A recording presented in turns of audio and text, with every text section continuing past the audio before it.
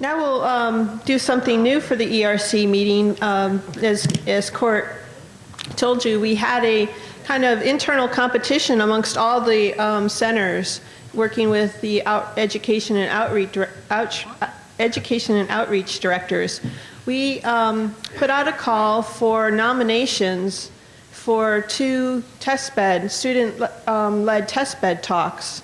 And we asked for an abstract, and then we put together an internal panel of ERC program directors to go over the abstract and how they match to the guidance that we gave. And we selected the 3 that you'll hear from this morning. So we're really excited about this. Really another way to really focus in on the critical role of students in the center in all of its operation, including test beds.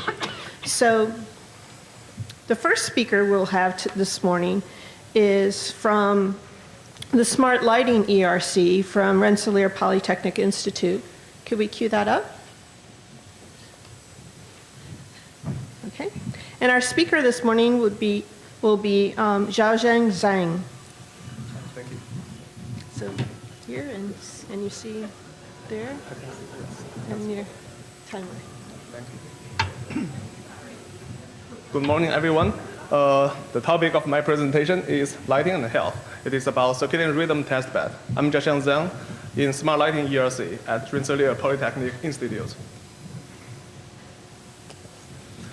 The vision of Smart Lighting ERC is synthesizing the lighting for the benefit of humanity. We are working on how to change the way society is using the lighting. And by integrating the source, sensors, and control engineering techniques, we're creating an intelligent lighting system which can make us healthier, more productive, which can save a significant amount of energy, and even provide optical wireless access to the internet. As a control engineering student in the Smart Lighting ERC, I'm working on how can we use the lighting system to improve human health. So here's a brief introduction of circadian rhythm. The circadian rhythm is an approximately 24-hour cycle in human body. This rhythm regulates the hormone release, organ activities, and our alertness level. But circadian rhythm can be disrupted, for example, by jet lag and night shift work. The long-term disruption is detrimental for human health and causes performance degradation. The pacemaker of circadian rhythm is inside the human brain called the suprachiasmatic nuclei. In our retina, there's a photoreceptive ganglion cells which can sense the blue light and stimulate this pacemaker. So there is a pathway, non-vision pathway, from light to circadian rhythm. And the non-vision pathway is most sensitive to blue light. In our research, we model how does light influence circadian rhythm and design a control approach to control the lighting, achieve healthier lighting. For example, how can we use lighting system to shorter the jet lag? And how can we use a lighting system to improve the alertness of night shift workers when they are working? The healthier lighting is embedded in the Smart Lighting ERC's plan, which can be visualized from this 3-plane diagram. The human factors using control engineering techniques is an enabling technology. To achieve our goal, the healthier lighting, we need fundamental knowledge of how to build circadian-aware sensors and circadian-aware light sources. The outcome of our research will be directly used in the lighting control algorithm design, and the energy-efficient, healthier lighting algorithms will be implemented in the smart space testbed of the Smart Lighting ERC. Light has long been proposed as a circadian disorder treatment, and there are commercial products in the market, such as this one made by Philips, which is a light panel using blue LEDs to generate light, light stimulus for humans. The common practice is that the prescription, such as the lighting, the timing, and the dose of the light, is determined by a physician or according to a user manual based on the user's previous sleep-awake pattern and a static model. Such control method is open loop. It does not sense the environment change, so it cannot reject the disturbance from the ambient light. It cannot accommodate individuals' difference in terms of our response to light. And usually the light source, like this one, this is already a very small one. The light source is a very bulky device. And if I'm traveling by flight, I may not want to carry such a bulky device in my luggage with its charger. So in our vision, the lighting system should be healthier in this way. The healthier lighting is integrated into the complete lighting system. The lighting control algorithms is designed and developed based on dynamic models. So during the light therapy, the lighting can be adjusted according to the user's sensor feedback and also the environment sensors. So this is called feedback closed-loop lighting control. The benefit includes it can sense the environment change and reject the disturbance from the ambient light. And because it has the feedback, it can compensate some model error and the individual's difference. This lighting system can be implemented in hotels, in hospitals, airplanes, and in workplaces to mitigate jet lag and help people improve their health and alertness.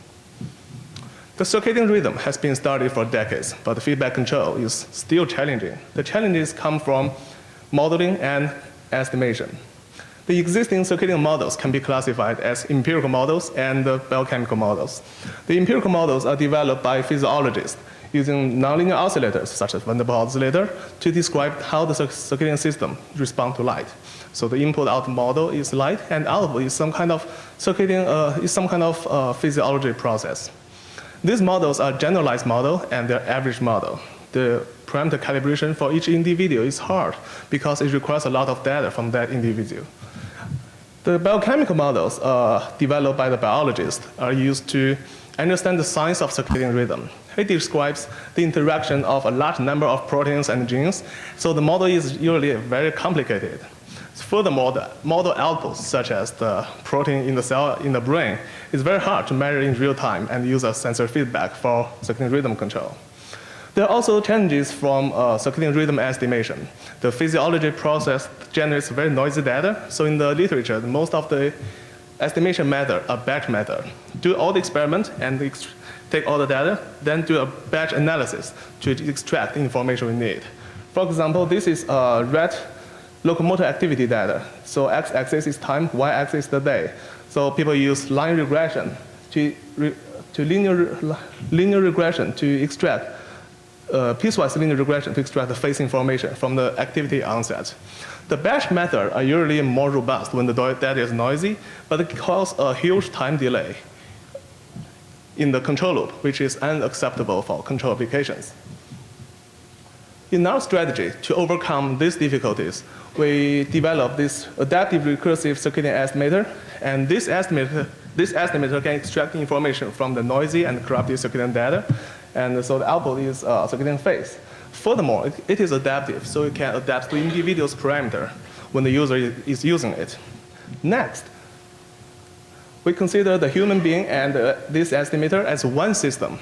We model this system, and so this system has light input and the circadian phase as output, not any physiology process.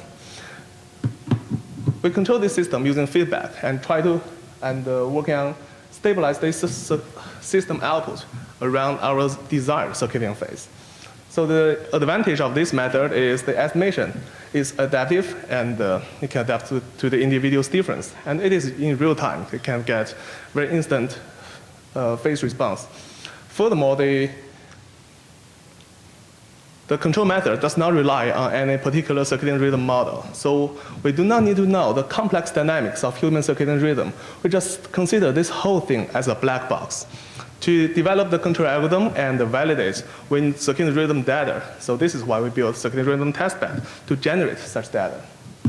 For the first step, we do not start from human. We use Drosophila, which is commonly known as fruit fly. For several reasons. First of all, through Drosophila, the circadian rhythm is also sensitive to blue light. And they have similar phase response curve as human. The light stimulus in the morning advance the phase, and the light stimulus in the midnight delay the phase. The most important advantage is that Drosophila experiments are much, much cheaper and easier. We do not need to send out flyers to hire volunteers, and we do not need to pay the volunteers a lot of money because they are going to be locked in the dark room for 2 weeks. The Drosophila just need some food. So this testbed is a complete control system. The plant we're controlling is the Drosophila and their circadian rhythm. We use their locomotor activity as sensor feedback, and we use LED, the solid-state lighting, as the actuators for the system. This testbed is an integration of control engineering, optics design, and a biological experiment. It consists of 12 individually controlled incubators, and the multi-spectrum illumination inside each incubator are specially designed and optimized so that each Drosophila receives the same amount of light stimulus. The lighting and temperature inside incubators are controlled by the real-time system. And the Drosophila, they are kept in the glass tubes. Like this one, there are 32 channels of glass tubes. And with food and air, the Drosophila can live more than 2 weeks. We use encoders outside the tube to sense how many times they go through the center. So we count the number and use this number as circadian data. Using the data from the testbed, we developed a phenomenological model of Drosophila circadian rhythm.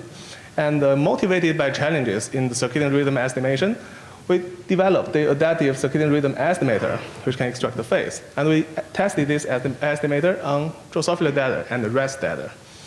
And taking advantage of this new estimator, we proposed a new way of modeling and control the circadian rhythm. These results are important steps toward our ultimate goal, the individualized healthier lighting, and they're published in the peer-reviewed top conferences of control and automation engineering. And we also filed a patent for our innovative circadian rhythm modeling and control approach. The customer of lighting system will be human, so we are also working on human circadian sensing testbed. Our goal is to build a wearable device. It can sense the individual circadian data in real time and feed it back into the lighting system.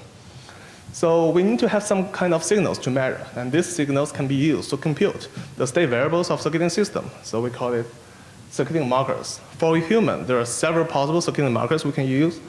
First one is hormone. For example, the melatonin concentration is higher in the night and very low during the day. So the melatonin onset in the evenings is always used as circadian marker in the literature. The drawback is the measurement is not convenient. Take some samples, send to the lab, and wait several days for the result. It causes a huge phase delay in the feedback loop. And because of the cost is high, the sampling rate is not that high. At best, several samples per hour. So far, the hormones is not our choice of circadian marker. But actually, on Wednesday, when I was talking to students from ACES ERC, like Peter, Stevens, and Alicia, and Amish, I learned that it is possible in the future we can have a sensor mount on the human body and sense the hormone in real time. I'm really excited about that, and I'll definitely look into that. And another option is activity level. Activity can be sensed by accelerometers mounted in the watches or in the glasses. If the human move or exercise, we can sense the activity data. It can generate very high sampling rate data, and in sleep studies, the doctors use the activity data to visualize the sleep and wake pattern. The drawback of activity is it can be masked by non-circadian factors. For example, we get up in the morning and go to work. The accelerometer can sense a strong motion, but this motion is not caused by circadian rhythm, but caused by this alarm clock. And another option is core body temperature. Our core body temperature varies slightly during the day, and this variation is correlated with circadian rhythm. The measurement can be in real time, but not that comfortable. And furthermore, the core body temperature can also be masked by non-circadian factors. For example, running on the treadmill can cause a sudden jump in the core body temperature and a sudden jump in the activity level. So our solution is multi-sensor and multi-rate sensing, and also the data fusion. In the summer, I had the opportunity to work with Rick Sawyer, an excellent undergraduate researcher from Clarkson University.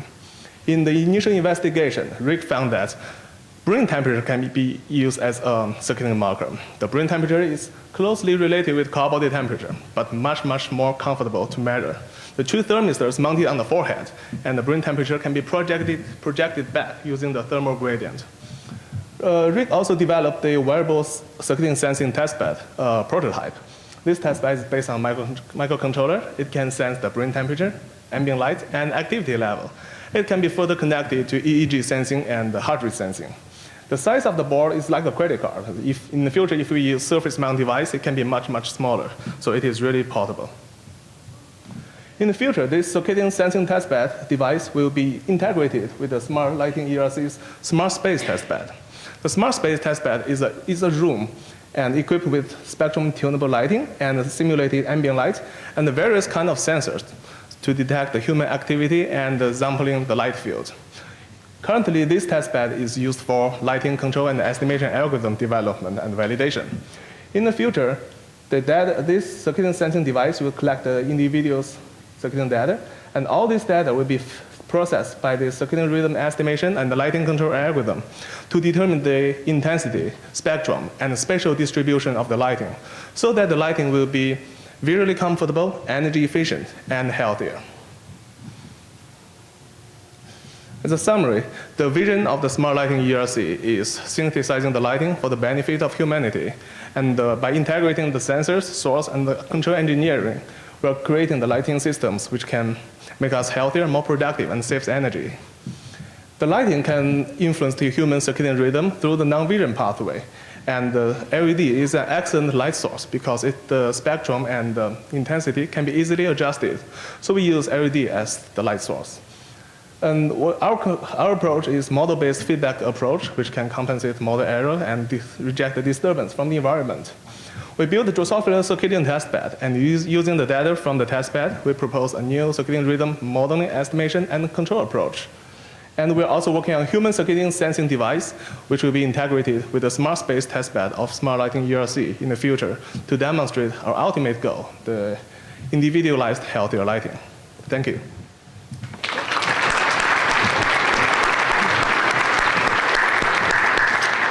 We have time for one question. If there's a question, speak up really clearly, please. This is a pretty basic question. So suppose I travel to Europe from Australia, and I'm there for a week or two. My circadian rhythm gets set up, gets followed, and I come back home, and I'm wearing one of your devices, and my wife and kids are also wearing your devices. What does that do to the lighting in our house? It's a very good question. So for example, you're wearing a device which can sense your circadian rhythm.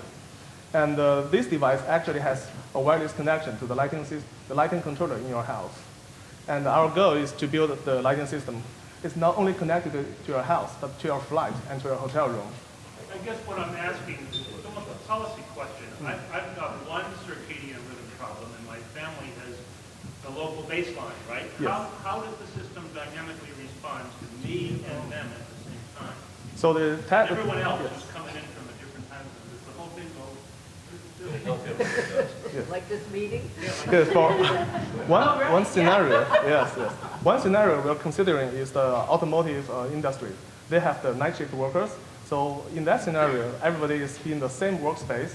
So we assume they have the similar circadian dynamics, and we use the average model.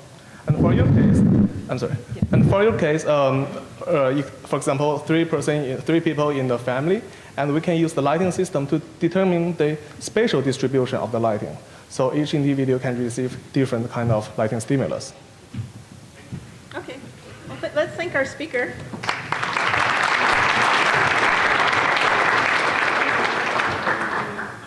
And if you could stick around after the session, we're going to be taking photos.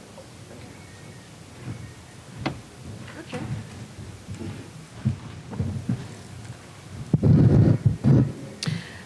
Our next talk will be from CASA, if you could cue that up. And we have two speakers for this talk. We have Jorge Trabal, who is from University of Massachusetts Amherst, and Jose Ortiz, who is from University of Puerto Rico Mayagüez. So, oh, wait a second. Could we restart the clock, please? 20 minutes? Here you go. Good morning, everyone. I am Jorge Trabal. I am a PhD candidate at the University of Massachusetts. I am in my last year of studies there. Today with me is Jose Ortiz. He's a master student. Today we're presenting, he's a master student from the University of Puerto Rico. Today we're presenting the CASA student-led off-the-grid radar testbed. We call it student-led because CASA ERC leadership gave us the opportunity to lead all the aspects of the project, from the design of the system through the budget. We can request our own budget through the participation into the security committee, in the security committee. So we have our voice. We have votes in our CASA leadership meetings. So first, let me start giving you overview of CASA. CASA vision is to revolutionize our ability to observe, understand, predict, and respond to weather hazards by creating a network of radars that are distributed, collaborative, adaptive sensing. And this is based on this task is to understand the user needs. So if we look at to this image, to the problem here, the image at the top left. So this is the problem that CASA is trying to solve, or is solving right now, I would say. So basically, currently, weather prediction in the United States and other parts in the world relies on big radars that cover long range of distance, hundreds of kilometers. So when you combine that with the air curvature and the fact that the signal of the radar increase with height, we create this gap here. So this gap in the atmosphere from sampling the weather limit our ability to understand weather events that affect citizens' life. For example, we have here tornado. We can have lower level winds, events like hail. So what is CASA solution? CASA solution is to install or a network of numerous inexpensive closed space radars, in this case which are distributed, which is what that means, are collaborative, so we can share, the radars can share resources, is in a collaborative way, and they are adaptive. So they adapt to the current weather conditions, and they take into account the end user needs. This all is in an end-to-end basis as a closed loop. So CASA has two main test beds. One is the one that you guys all saw in a presentation yesterday, which is what I call the high-end of state-of-the-art radar network, which is being installed in Dallas right now. That's the one that chases a tornado on the street, what we call. Or CASA also have the off-the-grid radar network, which is the one that is installed in Puerto Rico, and it's the topic of this presentation here. So what are the advantages of using radar networks? Radar networks provide measurements closer to the ground. So as I mentioned, we want to cover that gap that was created by the big radars in the United States. Also, we can provide higher resolution in spatial. So we can provide smaller pixels when you see the image in the radar, from the radar. We can have better temporal resolution. CASA radars provide temporal resolution in order of a minute, while these Nextra big radars provide a temporal resolution in the order of 5 minutes. In addition to that, as we are working with a radar network, we can have multiple views of the same phenomena, in this case the weather event. And we can improve our wind measurements, our power measurements, in this case reflectivity. In addition to that, because we are working, as I mentioned, as a network, we can have different radars looking to different directions. One can be looking at rainfall events, and the other one is looking at a tornado, for example. So we can have simultaneous events, data from simultaneous events at the same time. So now, let me concentrate now in the Puerto Rico student-led off-the-grid radar. Similar to the problem in the United States, Puerto Rico weather detection and prediction is based on a single Nextra radar, big radar. That radar is located where the arrow point is located in Cayey. So that radar is 100 kilometers far away from western Puerto Rico. So in addition to that, the radar is installed on top of a mountain in Cayey, Puerto Rico. So if we look at this image here, this is how a picture of how the radar looks when it looks to the western part of the island. So due to the fact, again, that it's over a mountain and the curvature of the earth and the signal increases, signal height increases with distance, we also create this gap. In case of Puerto Rico, it's around 1.4 kilometers when the signal arrives to the western part of the island. Moreover, the top of the signal is already, when the signal arrives there, is already over 3 or 4 kilometers high. So that limits our ability to understand where closer to the ground over there as well. So there is an end user need for a precipitation monitoring in Puerto Rico. So a major cause of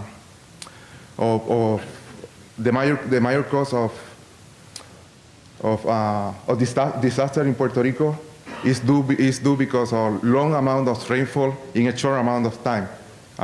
When we have that kind of amount of rainfall in a short amount of time, we can create widespread flooding, and we can create landslide. These are the events that in relation with the incorrect planification of infrastructure in Puerto Rico, and the complex terrain of Puerto Rico, the mountainous terrains of Puerto Rico, that cause a lot of property damage and life damages, and life losses, sorry. Here we have some example of that flooding and landslide event. In addition to that, about 25% of the population in the western part of the island live in locations prone to flooding. So there is also interest in the community, in the end user community, to provide coverage to fill that gap that I showed before. There is a need to improve the resolution, to improve our precipitation estimation and flood prediction in the area. In addition to that, we also want to study low-level winds and events like this one here, which is a water spout, that are not very common, but they happen and they can cause damages. We will show later on a proof of concept of these of two events. That one include water spout. So based on that limitations and the end user needs, here are our testbed goals. The first goal and the most important one is to educate a student through this student-led testbed. So basically, we can provide them practical system engineering using cross-disciplinary collaboration and using making the student be the next leader in industry or where they want to go. We want to do this by doing hands-on practice using a construction of a network for precipitation monitoring, as I mentioned, in Western Puerto Rico.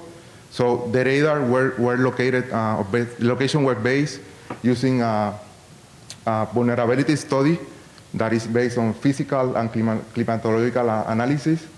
In addition to that, we want to improve the precipitation measurements in the island. We want to explore the design of a new radar network, new radar, which is the off-the-grid radar. I'm going to explain more in the next slide. We want to continue with the CASA strategic plan by using a DCAS model for tropical precipitation monitoring.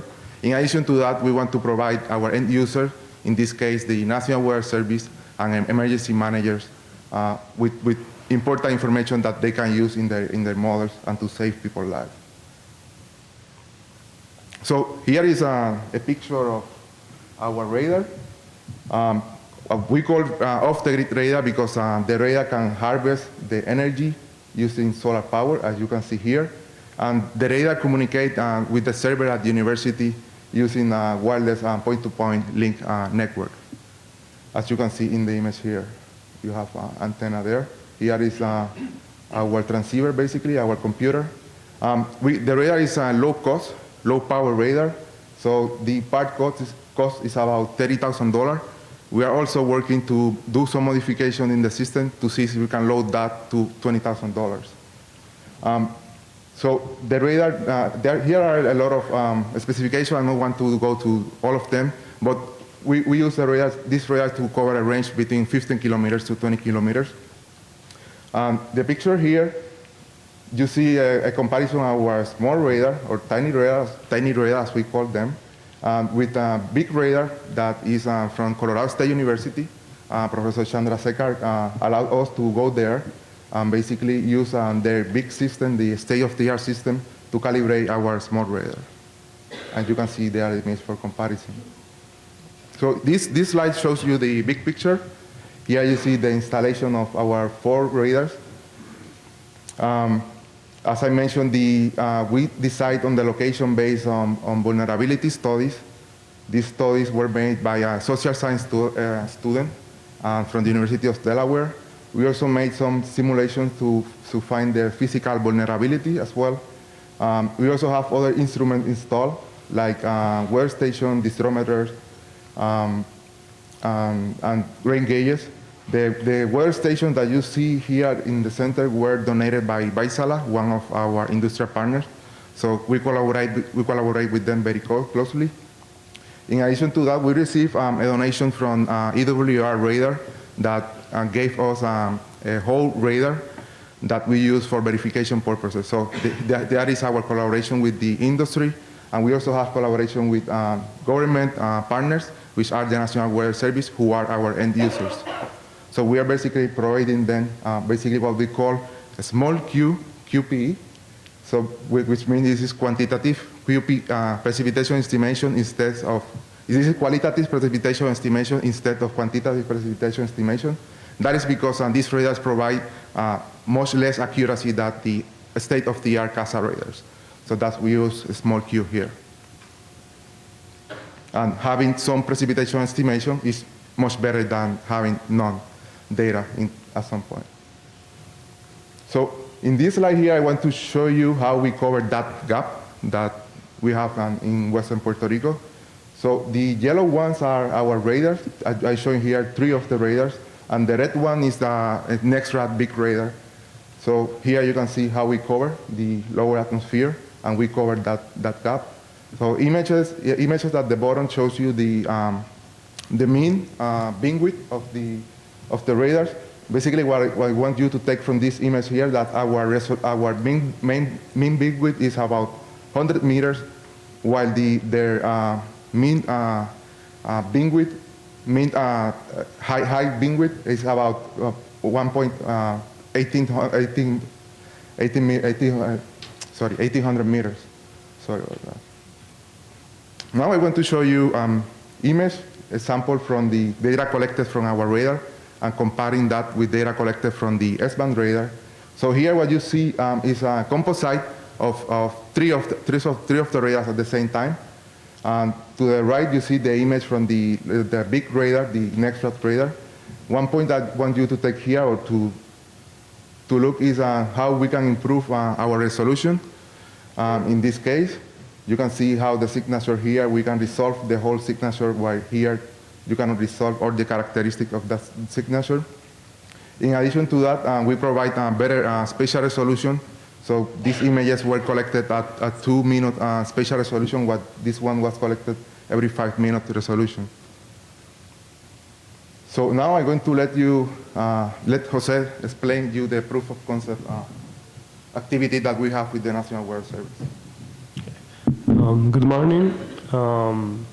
In 2010, we were testing our testbed, and the National Weather Service asked us for data because they were doing there was happening the Central American Caribbean summer games, and we put 2 radars operating in network, and we continuously generated information, in this case reflectivity. So we were sending them real-time data from what's going to happen in the games, right? So we were doing collaborating in this case with the community, with the end-user community, which is the management community. This is an event that happened days before the Central Games. Here is called a water spout event. It happened in the West Coast, and we send all this data to the National Weather Service, and National Weather Service sent us back with information saying that this is a possible hook there. You can see it in the picture, and maybe a vortex generated it, and the National Weather Service radar couldn't see that, but we can measure that with our small radars. The day of the opening event on of the Central Caribbean Games, we have look, it's called local squall. It made a lot of damage, and it prevented the games from the opening ceremony. So they have to postpone the ceremony, and we have like our radars detected the squall, but again the National Weather Service radar couldn't. This is most due to the height of the beam of the radars, and several news services noticed that, and we have several input from different agencies about that. And if I can go back here, you can see the white point in the lower left, the lower right, sorry. This is the location of the event, and you can in the lower part you can see how the event in the red dot right there. You can see how the event happened, and we have like a lot of maybe $1 million in damages of that. The Gary Boteau from the WFO in National Weather Service said, having immediate access to CASA images can provide a stronger indication of what is happening closer to the surface. Without CASA, it will be exceptionally difficult to issue a warning for a tornado or waterspout without real-time communication with an eyewitness on site. This is Gary Wattell, Science and Operation Officer. We have several applications based on these off-the-grid radar networks. Our main application right now is providing gap-filling data, which is providing the data below the common beam of the National Weather Service radars. We also use our radars to provide information where there's a terrain blockage. In Puerto Rico, we have very complex terrain, so a single radar will provide a lot of blockage. Our radars are very good working at where we don't have infrastructure at all, so they can work off the grid, they can communicate wireless. And we're targeting them to use it to communities where they have very low resources. After that, we have, based on CASA's technology, we're making a spin-off based on CASA technology, which is called Sphere. They're trying to commercialize some of these radar for low-end communities and developing countries. Thanks for the things that we have learned in CASA STV. We have learned communicating with governments. We have learned communicating with industry partners, and this communication gives us the confidence to try and build a startup based on this technology. We also have received several interest. We have received interest from several countries based on mostly on Central America and South America, and they want to try install this kind of networks for their countries. We also have, this is our latest journal article, and it's currently in place, and you can find more information about how the OTG off-the-grid networks works and how design went, and maybe a couple more test cases. I'll let you Trawal. So yeah, this is our last slide. So basically, I want to show you how the composition of the student test that has been during the 9 years that in CASA. So we have had a very multidisciplinary group of students. So we have 9 fields. Sorry, we have 9 fields of studies, including 4 engineering, from electrical, computer, civil, and mechanical. We also have different science, atmospheric, computer, social science. We also have people from hydrology and meteorology. So this has been about 65 students in total. So 30 grads, 6 PhD, 24 master students, and 35 undergrads from those 65, and 36% female students. So we are going to conclude here with saying thanks our gratitude to CASA leadership and the NSF ERC for providing us with this opportunity. Revolutionizing Metallic Biomaterials ERC. And the speakers are Leon White from North Carolina A&T University, and also Hector Carmona from California State University, LA. So you see here, you have that on the timer, and well, that's another laser if you need it. Well, good morning. Thank you. We're truly honored to be here. My name is Leon White. I'm a PhD student from North Carolina A&T State University. My partner, Hector Carmona, will come speak in a moment, is from Cal State LA. And we represent the ERC for revolutionizing metallic biomaterials. Our center also includes the University of Cincinnati, University of Pittsburgh, and Hanover Medical School in Germany. And today we want to talk a little bit about our center and the need for a revolution in the medical implant device industry, as well as our student test bed about biodegradability and microfluidics.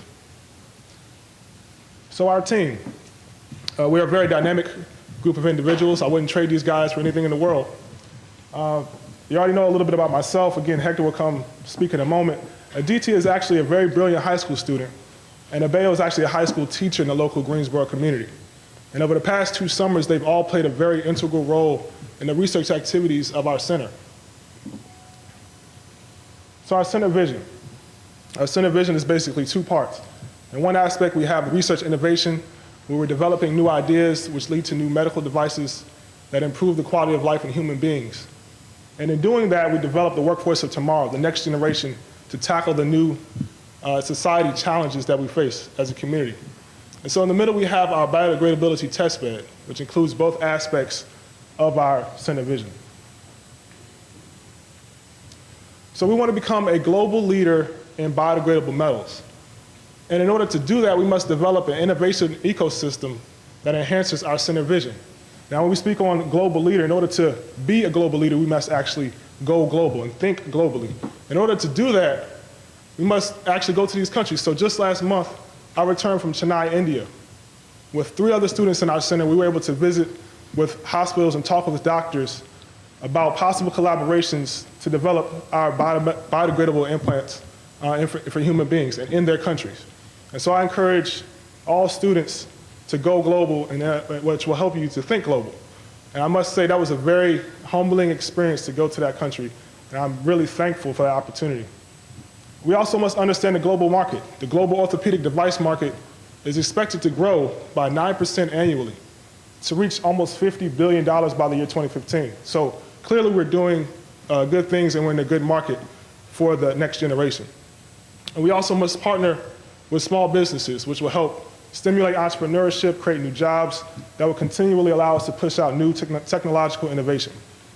And so I spoke a little bit about our center, and now I want to show you guys a quick video that will help, I guess, summarize the biodegradability concept. So hopefully after you watch this video, you can kind of understand where we're going with this. So Ron will play the video.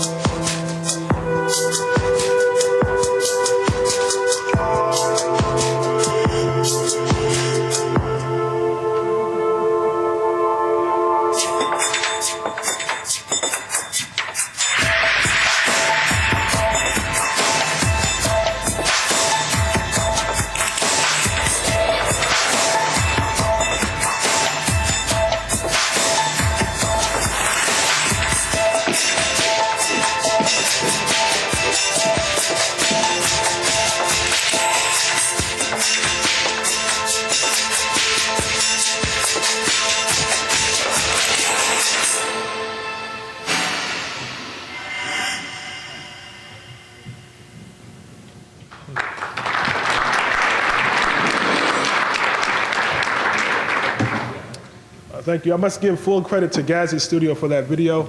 If any of you all need videos animated like that, please contact that company for videos. So continue on the presentation. So hopefully you all were able to understand where we're trying to go with these biodegradable metals. And so here's kind of a little graphical chart to show you. If you have a bone fracture, you need to heal it with magnesium, screws, pins, or plates. You basically implant that at that given site, and over time, the magnesium will start to degrade, and in doing that, new bone growth will start to form, and the implant will degrade as if it were never there.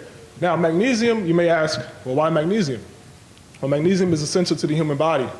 It is found heavily in bone tissue. In fact, if you look at the back of any multivitamin, does anyone take multivitamins? I know I take mine every day. You look at the back, you'll see magnesium there, which shows that it's safe for the human body. It also has similar properties to that of natural bone, so mechanical properties as far as density, Young's modulus. If you're going to implant something into the human body, you want it to be very similar to what is actually already there. So that's another good sign. We need to understand corrosion. If you're going to have this corrosion going on in the body, you may wonder, well, all this magnesium corroding in the body, is that not bad for you, right? Well, actually, any excess magnesium that is created will be harmlessly excreted from the body. It'll be processed through the kidneys. So any excess magnesium you really won't have to worry about. It's just a matter of you don't want that level to be too high. So I want everyone to first understand the basis of corrosion, or what is corrosion. It's basically a deterioration of a metal based on the reaction with its environment. So there's many different types of corrosion. We have crevice corrosion, galvanic corrosion, pitting corrosion, all these different types of corrosion. But what we're looking for is a type known as uniform corrosion. So basically the implant would degrade uniformly over time. And that's what we're kind of looking at. And so on one aspect you have the metal, magnesium. It's a very highly corrosive metal, and that's just the simple nature of magnesium itself. And then you have your environment, the human body. Perhaps the most complex environment you can possibly imagine. You have different lipids, proteins, blood cells, salt concentrations, all going on a normal basis. And now we implant a highly corrosive metal into a highly complex environment. And so obviously there will be a lot of interface dynamics that are happening between the magnesium and the human body. And we need to be able to fully understand what is actually going on. So that leads us to our biodegradability test bed. Now we all understand macro and micro. Macro is on the larger scale and micro is on the smaller scale. Corrosion is basically a lot of micro scale reactions occurring, but we see them at the macro scale. So normal corrosion tests that are done are called immersion tests or electrochemical tests. Now immersion tests are basically you put the magnesium in a solution and you observe it over a given number of days to see what happens. Electrochemical tests, basically from these tests, you're able to calculate the corrosion rate and say, well, this alloy will degrade this much per year. But we really need to look at the micro scale to see what is actually happening. And so Hector will come up and talk about the micro scale in a second, but to further discuss the macro, I wanted to show you guys some optical images of an immersion test. Now each one of these pictures represents a same alloy, AZ31, which means 3% aluminum, 1% zinc, and the remainder of which is magnesium. So it's the same alloy in a different immersion solution. When we change the immersion solution, they basically change in concentrations of salts and chlorides and calciums to see what effect each ion has on the outcome of the corrosion. And you can clearly see that, let's go back, pointer, that 11 is completely different than that of 6. And we need to understand why that is happening. So this is part of the reason why we're doing this test bed. And so in order to further view these samples, we use micro-CT, which is a very powerful tool that we have in our research facility. And basically, you take pictures at 360 degrees, and through computer algorithms, you're basically able to reconstruct it in 3D. And it's the type of non-destructive testing that we use, so we don't actually have to cut the sample and destroy the sample every time. We can see what is going on through the sample just by viewing it. And you can see right here different types of corrosion. It's actually called pitting corrosion because it actually does form a pit. And on top you have the corrosion products that are assembled on top. So that's a little bit about the macro scale. Now Hector will come talk about what is going on at the micro side of things. Thank you, Leon. Like I said, my name is Hector Carmona. I'm an undergraduate student at California State University in Los Angeles, and I've been working in the field of microfluidics approximately the last 3 years. So what we were tasked with was we wanted to examine the microenvironment and the corrosion that occurs basically once it's in the body. So I was tasked with coming up with a device that can accurately create a gradient of different magnesium ion concentrations so we can actually have a static and a dynamic system to test certain cells, maybe osteoblast cells and so forth, to see what's actually going on. And all this can occur using nanoliters of solutions and fluids. And let me show you, this is one of the initial designs we came up with. So you see this is a microfluidic device. This is no bigger than about 75 by 55 millimeters, basically a bigger glass slide. And we're able to create two inlets, at the top of the design where you see on one side we're able to actually inject a high concentration of magnesium, and on the other side we can inject buffer. And as it actually diffuses through and mixes, right at the bottom we actually create 5 different concentrations of magnesium ions. And this is a COMSOL simulation where the different colors represent a different concentration of magnesium.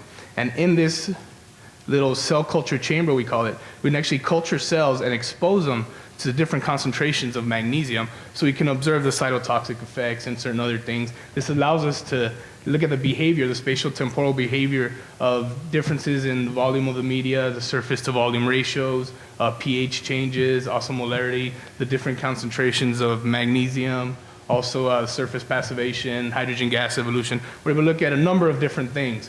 One of the other devices that we actually were able to come and put together was this device, where it was a little bit different. We're using glass slides. We actually used 2 pieces of polydimethyl siloxane, which is the basis for microfluidics, and we put a piece of magnesium alloy in the middle, and then we're able to actually inject a platelet solution. So we can do an actual static incubation and a dynamic incubation and see the differences in corrosion. As you can see here in the static incubation, the corrosion is very limited after an hour, whereas in the dynamic incubation, where we're consistently pushing out fluid and putting in more platelet solution, you can see there's a lot of cracks and a lot more corrosion that's occurring and less platelet adhesion that's occurring. And this is exactly the way the device works. We have a syringe pump and we're able to inject. We have our outlets. And this is a graphical representation of, you have 2 pieces of PDMS irreversibly bonded, and you have the magnesium alloy in the middle there. And like I said, this is all using nanoliters of fluid. This is a COMSOL simulation, also multi-physics program that was used by one of the engineers to create the simulation, in which we're able to actually test at different flow rates, and you can see the differences in flow rates here and the pressure that's exerted at different points in the channel. So we're able to mimic the body's environment as close as possible. And we have a lot of different applications. We're moving towards different directions in the biological side, also in the corrosion, all examining the microenvironment, which will help us put together more information as to the ideal, medical implant device. And I'll pass it back to Leon so he can tell you a little bit more about the coatings. Thank you, Hector. So based on the knowledge that we gain from the macro scale, which I do, and the micro scale in which Hector is involved with, we're able to come up with a possible solution or answer in order to reduce the corrosion rate. Now, when you're talking about reducing the corrosion rate of a given metal that you're going to put in the body, it's basically 2 things you could do. Either change the alloy or put a surface coating on it. And so in this aspect, we chose to do a coating. This is a specific type of coating called anodization. And anodization is basically an electrolytic passivation process where an oxide layer is grown on the surface of your substrate, in this case magnesium. This coating must also be non-toxic. In this case, it is non-toxic based on the electrolyte solution that you coat the sample in. So we want to use non-toxic coatings. These coatings are also increase the hardness, wear resistance, and corrosion resistance, which are all good things that we're looking for. And if you compare these untreated samples, which is uncoated, versus the anodized samples, under the micro CT, you can see that the coated samples do have higher corrosion resistance than that of the untreated samples, and that's exactly what we're looking for.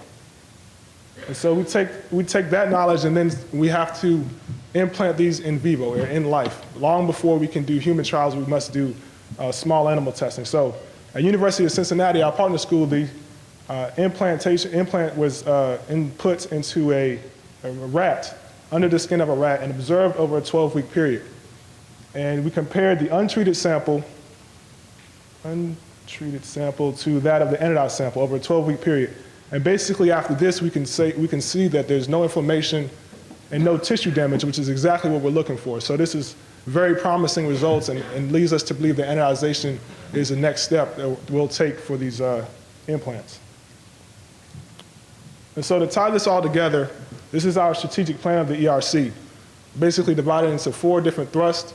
In the red, you have the device, you have the alloy development team.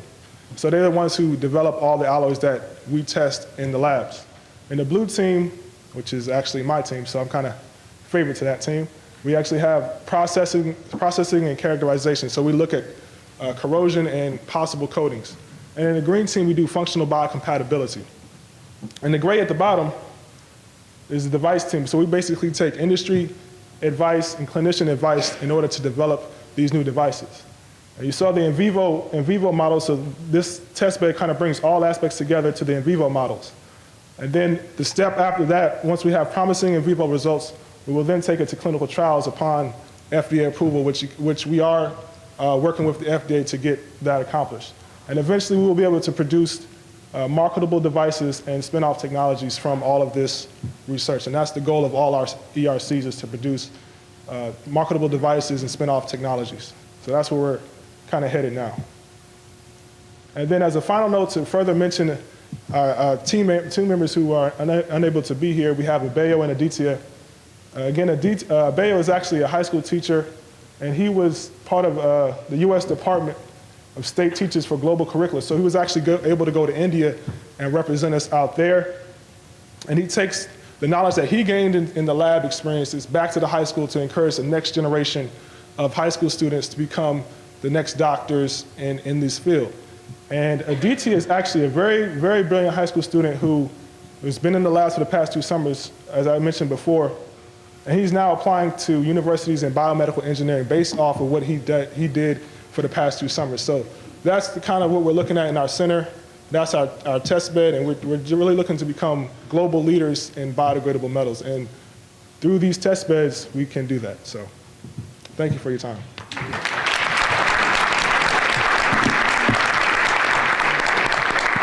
Thank you.